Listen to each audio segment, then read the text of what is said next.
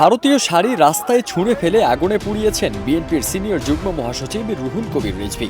ত্রিপুরায় বাংলাদেশের সহকারী হাই কমিশনে হামলা ও ভারতের বিভিন্ন স্থানে বাংলাদেশের পতাকা অবমাননার প্রতিবাদে এ প্রতিক্রিয়া দেখান তিনি।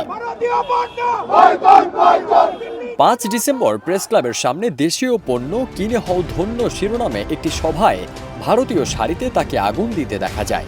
এ সময় সঙ্গে ছিলেন নেতাকর্মী ও সমর্থকরা।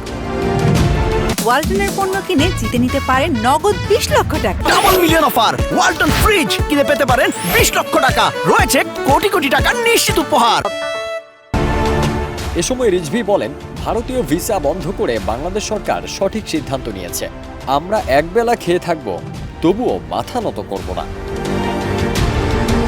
যে শেখ হাসিনা গুম খুন করেছে, ছাত্রদের রক্তে রাজপথ ভাসিয়েছে, তাকে ভারত পছন্দ করে, কিন্তু বাংলাদেশকে পছন্দ করে না বলে মন্তব্য করেন বিএনপির এই সিনিয়র নেতা।